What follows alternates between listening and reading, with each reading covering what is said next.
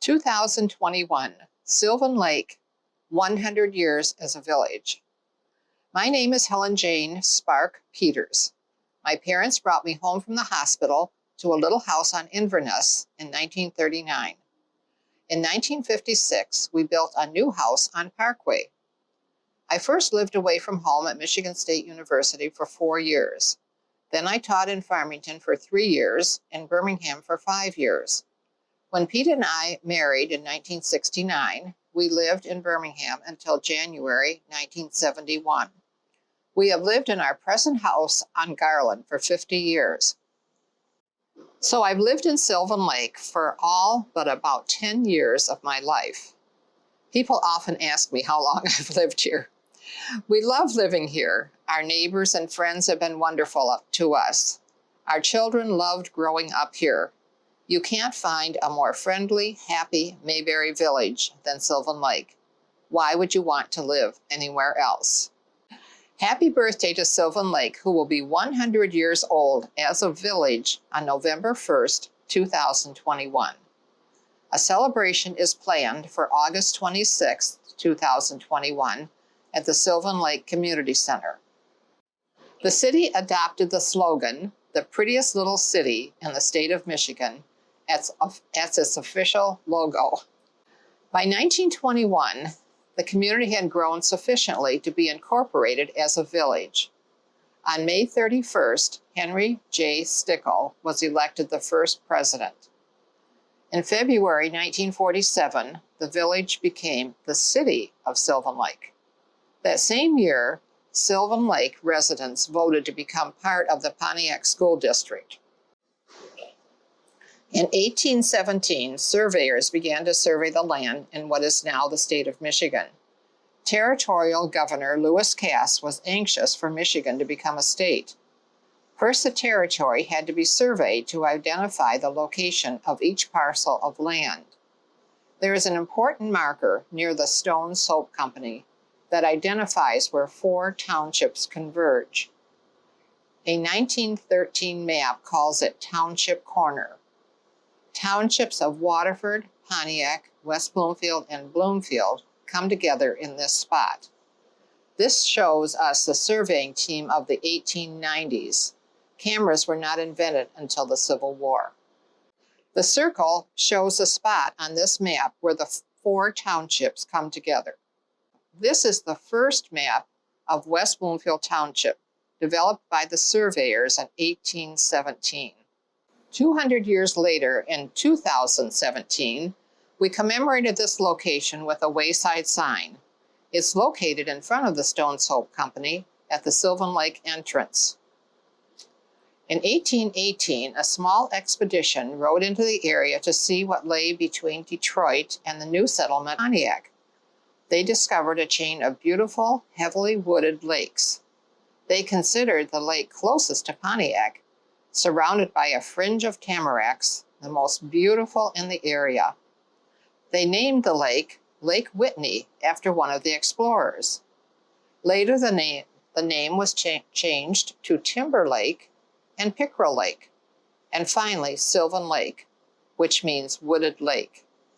The population today in Sylvan Lake is about 1,858 people in 813 homes. The city consists of 1.5 square miles. The lake is 485 miles, and Otter Lake, which is connected to Sylvan Lake, is 81 acres, for a total of 566 acres. There are approximately 34 streets in Sylvan Lake. They cover about 8.16 square miles of city streets, as well as 2 miles of Oakland County roadway. By the 1850s, the residents of the area discovered a need for a schoolhouse. A meeting of the qualified voters of Fractional School District Number 6 was held at the home of Henry Windigate on December 1st, 1851. Fractional School District Number 6 consisted of the townships of Pontiac, Bloomfield, West Bloomfield, and Waterford. The schoolhouse should be a frame building 24 by 30 feet in dimension. the cost of which was not to exceed $300. The schoolhouse was planned for 1/2 acre of land leased from Daniel Whitfield. This building was a one-room, one-door school painted with 2 coats of white lead paint on the exterior and 1 coat of drab inside. The opening day of school was May 22nd, 1852. The first teacher was Samuel Rodd. He was hired for a term of 4 months for the sum of $18 per month. This month consists of 24 days, the teacher being allowed his choice of teaching every Saturday forenoon or every other Saturday. At the annual school meeting of September 1st, 1894, it was voted to build a new school on the old site. After serving for 42 years, the old building was sold to Charles Hoskis for $13. The building was a very modern structure at that time. The bell, which was the pride of the whole community, was brought from the first school. For the time, the school was the most modern and best equipped of its kind in the state. The first teacher in the new building was Miss Edith Brandon, who taught for 10 months of school at $20 per month. In the spring of 1916, we found our schoolroom too crowded. The building was stuccoed and an addition of 1 room added at the rear. The next was an addition of 2 temporary buildings. The third and final Daniel Whitfield School. In 1926, a bond issue was floated for $75,000 for the erection of 7 classrooms, an office, and a clinic. Charles A. Fisher designed this 1-floor brick building. On October 16, 1929, the cornerstone was laid for a brick addition consisting of a library, music room, auditorium, gymnasium, with a dining room in the basement level. Here are some Whitfield school teachers from the 1930s. You might remember Mr. Gilchrist, the custodian, Mrs. McLaughlin, Mr. Houston, the principal, Mrs. Stopey, and Mrs. Hall. When the City of Pontiac School District expressed an interest to accept us as part of their district in the spring of 1947, it was decided to present the question to our voters. At the election on April 24, 1947, the vote was in favor of annexation was 209 and opposed 113. Until its annexation to Pontiac, Whitfield School consisted of kindergarten through 8th grade. Mr. Glenn Houston, who had served as superintendent from 1929 to 1947, continued as principal until August of 1948. In September 1948, Miss Margaret Luther was appointed principal over 188 students. As homes continued to be completed in the Washington Park area, membership rose to 338. During 1953, a 6-room addition was completed. With the opening of Sylvan Manor subdivision at Middlebelt and Orchard Lake Roads, enrollment increased rapidly to 417. In 1961, Miss Vida L. Walker was named principal. While Mr. William Neff served as principal from 1967 until 1976, there were many renovations completed at the school. Mr. Howard Caldwell was principal from 1976 until 1980. Mr. Jack Colbert served as principal from 1980 to 85. Mr. Don Ostrander was principal from 85 to the school closing in 1991. Histories of Whitfield School were written by Mrs. C.E. DeMond, a descendant of Daniel Whitfield. The cornerstone was rescued from the original building. Mike Grasser, a landscape contractor, is building a foundation to make the cornerstone into a bench in Memorial Park. We also obtained the contents of the cornerstone, which will be duplicated and placed in the cornerstone bench. A highlight in the kindergarten room was the painting, Mary and Her Little Lamb, by Roy Gamble over the fireplace. Mr. Glenn Houston was the principal and the 7th and 8th grade teacher at Whitfield School from 1927 to 1948. He was a wonderful man, beloved by everyone who knew him. Ray Dogwin remembers Mr. Houston taking him to Boy Scout events. In 1942, Mr. Houston began writing to his former students who were serving in World War II. When the servicemen responded, Mr. Houston added their information to his next round-robin letter. Mr. Houston saved all of these letters, and they were returned to the men or their families in 2012. Here's a photo that was taken after the men returned from World War II, about 1945. Chet Hall is the second from the left, and he couldn't wait to get home to buy a new car, and it's a new white convertible. Whitfield School was an integral part of Sylvan Lake life until 1991, when the enrollment fell too low to sustain it. But 100 years later, Mr. Merrill B. Mills had a great for the future of the area.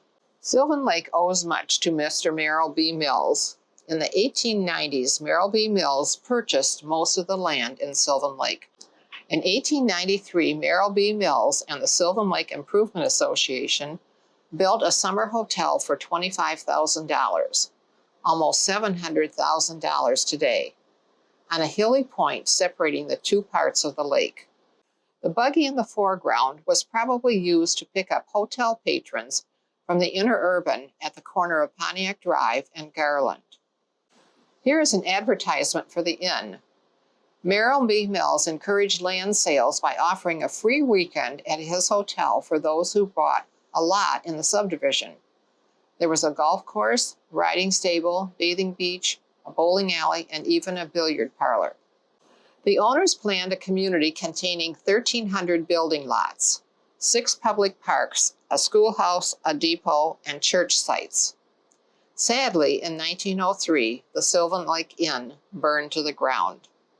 The Pontiac Daily Press wrote on October 27, 1903, "Dead when it was born and growing stiffer with rigor mortis in each succeeding year, the Sylvan Lake Inn was cremated today." The inner urban. In 1895, Merrill B. Mills created the Pontiac and Sylvan Lake Railroad for his patrons to use from Pontiac to the Sylvan Lake Inn. The trolley ran until 1928. For 25 cents, you could leave the hustle and bustle of city life and arrive at the beautiful and serene shores of Sylvan Lake. Garland Avenue is a boulevard today because of the inner urban. The trolley ran from Pontiac through Sylvan Lake, Keiko Harbor, and down Orchard Lake Road to Farmington, then down Grand River to Detroit. You will notice that both photos show the name Sylvan Lake on the trains. One is on the side and the other one on the front. The Free Press Fresh Air Camp. After the 1903 fire, Sylvan Lake Inn property sat vacant. Then in 1906, Merrill B. Mills donated the inn property to the Detroit Free Press for use as a fresh air camp.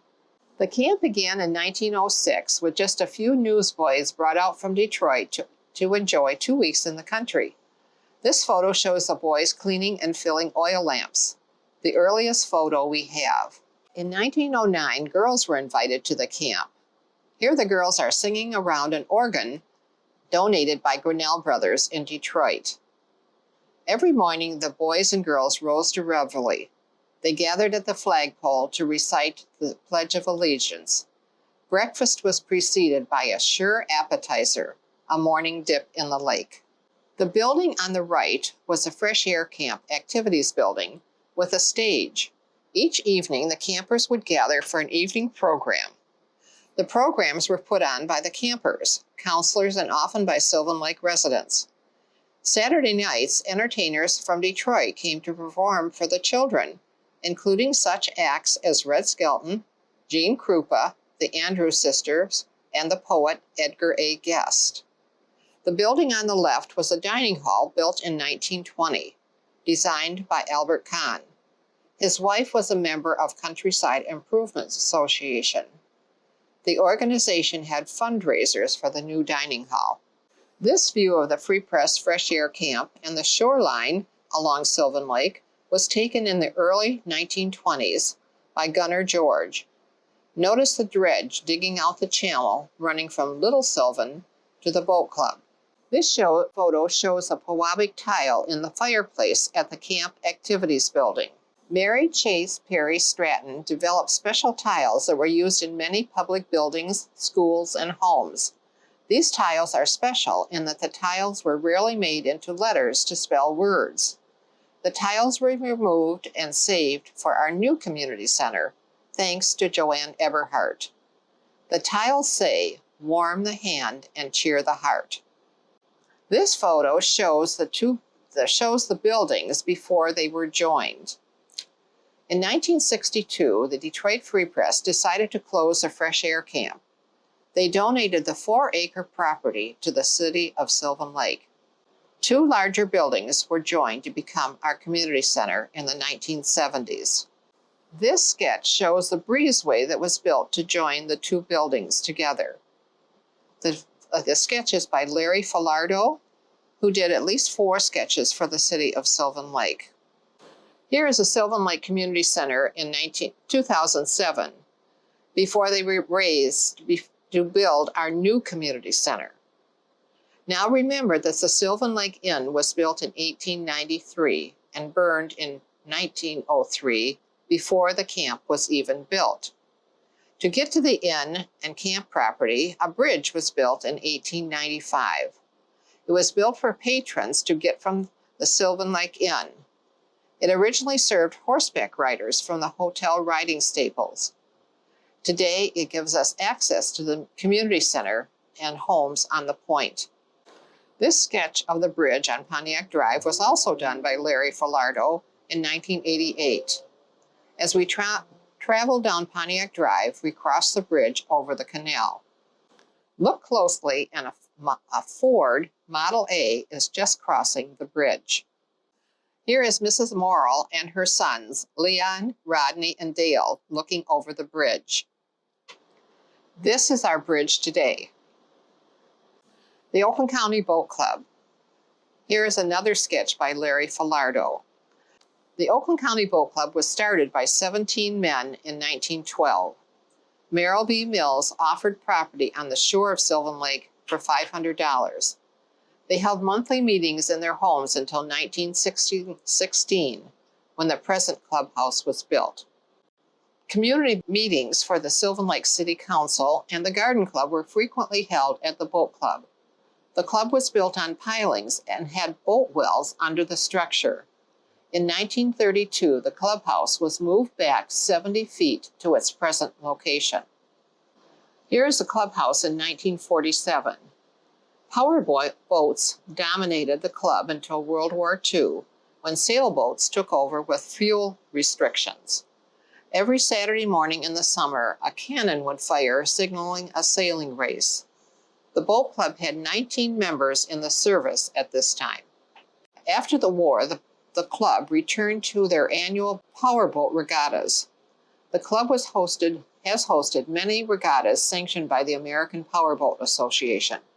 The Oakland County Boat Club has sponsored the July fireworks since at least 1955. They continue to sponsor the annual fireworks display today. Tower Beach. When the Detroit and United Railway plotted its course through Sylvan Lake area on its route between Pontiac and Detroit, an amusement park called Tower Beach and a picnic spot called Happy Home in Voorhees Grove were developed. It became the in thing to pack up the whole family, a large picnic basket, mount the trolley car, and spend the entire day fishing, swimming, bathing, and enjoying their picnic lunch. The day was climaxed by the trolley ride back home. Here is the inside of the grocery store at Tower Beach in the late 1800s or early 1900s. The late Daisy Worley remembered that the late Roy Durfee owned the concessions at Tower Beach at the north end of the lake. At the beach, people could rent a little cabin in which to change into their rented bathing suit. Boats were available for fishing. Visitors entertained themselves by taking a board to the top of the tall slide and sliding down into the lake. There were numerous injuries as the boards and people collided. Sylvan Lake City Hall. Here's a picture from 1957 of Sylvan Lake City Hall. Back in 1927, they realized there was a need for a municipal building to house various village activities, equipment, and property. Sylvan Lake City Hall was built in 1929, and it was also designed by architect Charles Fisher, who also designed Whitfield School. Here are our 2021 City Hall employees with the same pose. The City Hall houses our city manager, John Martin, treasurer and city clerk, Denise Dryden, Robin Brothy, administrative assistant, and Natalie Fortuna, deputy clerk. Brian Majors and Kevin Hartman are our DPW workers. A ramp originally led to a parking garage under the building where the city's fire truck and police car were parked. Next, we go to Lakeview Beach. The old beach or Lakeview Beach picture shows Barbara Holloway, Rod and Leon, and Dale Morrill in the early 1940s. The history of our community obviously centers around our beautiful Sylvan Lake. Lakeview Beach was our only beach until Ferndale Beach and the park were filled in and developed. Ferndale Park. In May 1939, Cynthia Mills Cleveland, the daughter of Merrill B. Mills, and her husband, Bruce Cleveland, deeded the land for Ferndale Park to the village of Sylvan Lake. 13 building lots had been planned for this land. In June 1944, $150 was authorized for fill dirt to fill in the swampy lands at Ferndale Park. There were boat canals in the early 1940s at what is now Ferndale Beach. The canals went from the lake to Ferndale Street. This is Sherry Houston playing in the canals before they were dredged and filled in to make the park on Ferndale, about 1940. Here we see children swimming at the new beach after the park was developed.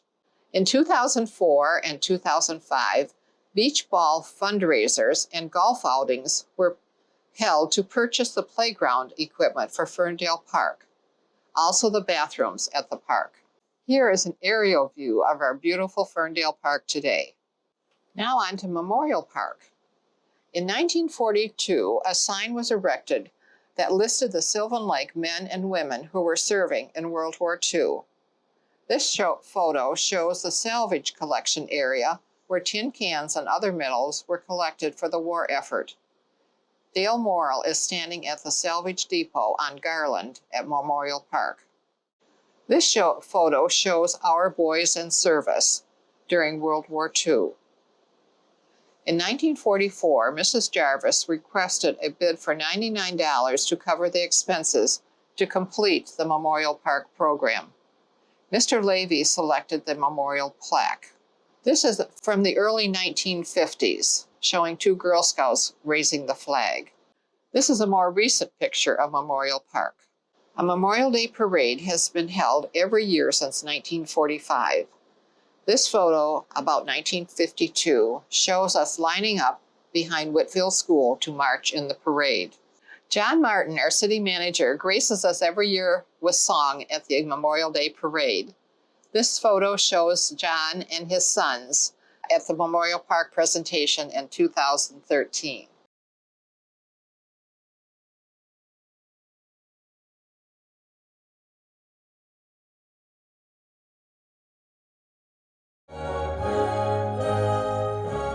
Army. First to fight for the right and to build the nation's might, and the Army goes rolling along.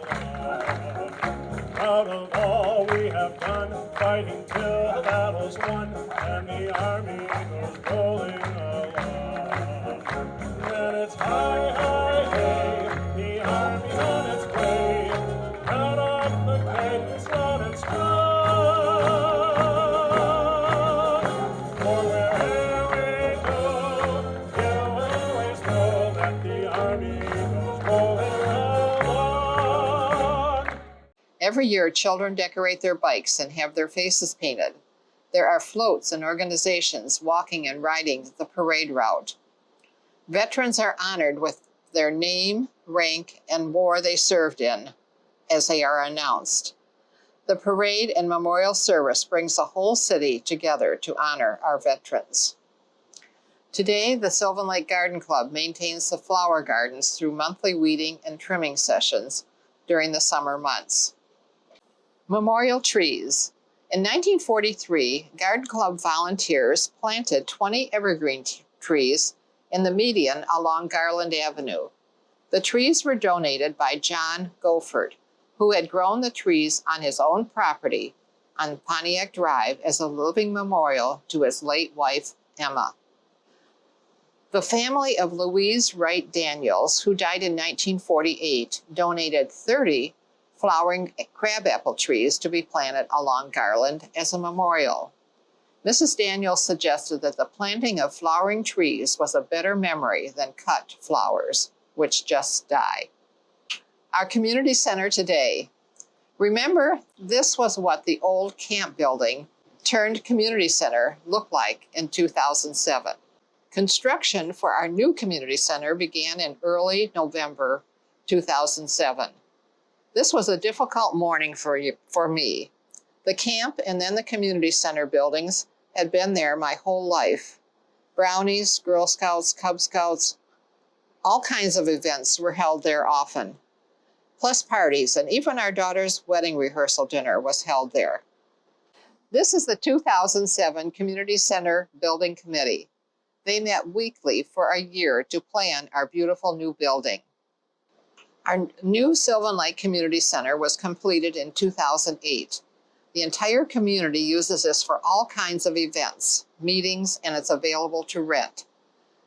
Graduation parties, baby and bridal showers, even weddings are held here, plus the Sylvan Lake City Council and other city events. We also have the Sylvan Lake Garden Club Ice Cream Social that's been going on since 1965. The Home and Garden Tour has put on 9 tours. The Parks and Rec Committee has served the city of Sylvan Lake since 2008. Here is an aerial view of our community center park. The city of Sylvan Lake has lived up to its motto, the prettiest little city in the state of Michigan. Thank you for watching our program about the prettiest little city in the state of Michigan, Sylvan Lake. This is Helen Jane Peters. Thank you.